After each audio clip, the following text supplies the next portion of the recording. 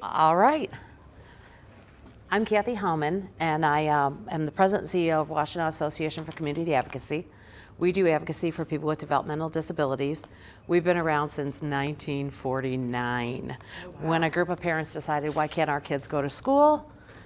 They got together, they built a school, they had their own little school bus, and then from there we went to kids with disabilities going to general ed, which was great. So we've been around for a while.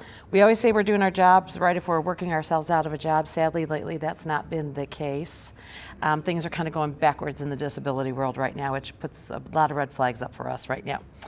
I was going to do a survey. I like to do a little survey. I hope you guys don't mind if I just do it informally. If you just want to raise hands, and please feel free to be truthful. We have the ability to do this through a wonderful grant through Kiwanis. Kiwanis gave us some money to do some education this year, which was really great. And this is the area we really wanted to attend to. So Celine greatly let us do a little pilot project here. And we're looking at transition is such a big thing for adults right now. And you've been in a school system and you've only been doing IEPs, and all of a sudden you have to hit all these different systems with all new acronyms and everything else, and it's very confusing and overwhelming. So we're trying to take that out and just deal with one thing at a time. So we talked about Social Security already, and you guys talked about a couple of other things in your program. And then we're going to have one more that we're going to do with community mental health. We're going to talk about community mental health and their services. So quickly, on guardianship, I have how many of you know, and the answers are going to be, and I'm going to ask one at a time, a lot, some, or not at all. Easy, right? Not 1, 2, 3, 4, 5. So how many of you know a lot about guardianship? Okay. How many of you know some about guardianship? Some? Okay, and how about not at all? No. Okay, so mostly all, some. And how many of you know there are I can't talk today. There are alternatives to guardianship? 1, 2, 3, 4. People are shaking their heads. Can you do this? That way I can know.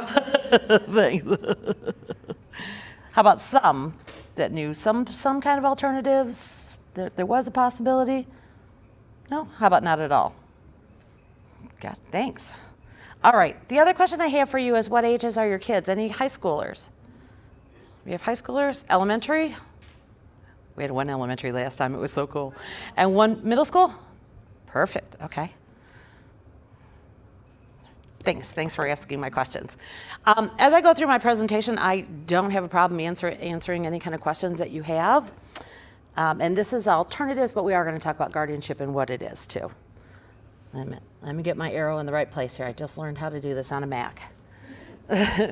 So how many of you have been asked about guardianship? By a family member, by a school, by anybody, by your physician? You getting guardianship? Do you have guardianship? Are you thinking about guardianship? About half of you? That's good. And how many of you have choices in your life where you choose where you live, what you had for breakfast? We all do, right? We all make those choices. And when we talk about guardianships, that's one of the things we're going to continually talk about is choice and the lack of with guardianship.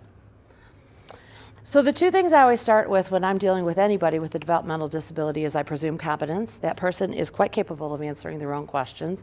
And behavior is communication. So just because they can't say yes or no doesn't mean that they can't tell me yes or no. Especially with a lot of our folks that are nonverbal, people that have been around them can say, they're not happy with that, or yep, that's what they're happy with. And the more you're around that person, you get to know. So I don't want you to think just because somebody can't answer yes or no doesn't mean that they can't communicate. So when we talk about choices, and everybody has the right to make a choice, right? And people who have cognitive disabilities, for some reason, we've gotten into this pattern of answering for them instead of waiting and being patient and having them answer their own questions and making their own choices. Not all of you, not everybody in this room, but I see it societally. We know what's best because the person knows what's best. You know what's best for you. I know what's best for me. They know what's best for them also. And they can tell us. Behavior is communication. We keep saying that one over and over again. So we talk about rights also right now, because I think the way to talk about disability right now is to talk about human rights with people with developmental disabilities, because I think they're getting squished a little bit. And that goes back to that choice. So any legal system which deprives, I'm sorry, I'm going to put my glasses back on, an individual of his or her rights to be accommodated and supported in choosing, making decisions, and which appoints a substitute decision maker, i.e. guardian, based on tests of competence, makes that person vulnerable, which we don't think about, and deprives him or her not only of his right to self-determination, but also other rights which should be inalienable. So just like when we talk about any other person with rights, this is where we lose it the most as people with developmental disabilities. When we're watching all the movements right now, this is the group that's getting slid aside, I can tell you, overall in society, and being told what to do more than being asked what they want to do. That's a biggie. So guardianship is recognized by law. It means that somebody has the control over what you do. You have power over that person like there's no tomorrow. And I was pulling up Michigan law, and I really have to laugh when I read this one, because it gives you all these things of all the people they're going to consider for guardianship. But then at the end it says, the court may appoint any competent person, I don't know how you pick if they're competent or not, who is suitable and willing to serve. I liked that too, including professional guardian, beware, let me just say that, beware professional guardians, as provided in section 5106 of the Michigan compiled law. When we look at guardians and when the courts start appointing guardians, they just appoint them. How many of you know that as a guardian, you don't have to see that person? You don't have to see that person as a guardian. There's a lawyer right now in Oakland County who's trying to retire, and he has 500 guardianships. And now he's trying to find new guardians for those folks. So he gets paid by the court to be guardian, right? And he's got 500 of them. He might have somebody that goes out and sees them just to say he sees them, but you only have to see them every quarter if it's ordered by the court. Otherwise, if it's not, you don't have to see them at all. In Michigan, I don't have to see anybody that I have guardianship of all, which is a pretty scary thought. And then in Washtenaw County, whoop, my little frame took a jump there. Sorry, I'll fix that. Here's the definitions for adult guardianship, but this is the one that really came out for me for Washtenaw County. They start at 5, who is 5 years old for developmental disability. I don't know if that's people giving up kids with disabilities, but that really scared me, that line right there. All of a sudden we're talking about a 5-year-old that you're talking about guardianship of when they're talking about guardians, and that really terrified me. And then the types of guardians. So this is Washtenaw County. I kind of jumped up here. This is really bad. We have a plenary guardian, which means they do finances, estate, or the person, or all of it.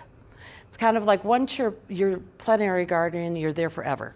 You don't get taken out of it.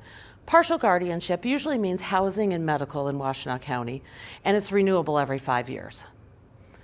And with each of these, you have to give a report to the court every year. I don't know if they read them, but I know if they don't get them, they get a little testy about it.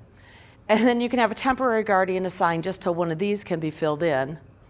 And then you can have standby guardians. So if you are going to do guardianship and you want to make sure that it follows through down the road, okay, I'm guardian now, then who will be guardian next?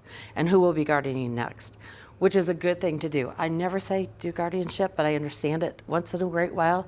And I say if you have to do it, do a partial guardianship is the way we look at it. But these are all my opinions, and I'm not a lawyer, so take it for what you want. But then I'd say put your next person in line. Because with this, if you lose guardianship, the court's going to just appoint anybody, and it could be that lawyer with 500 cases. The courts can appoint guardians. And if there is one, they want a new one if one goes away.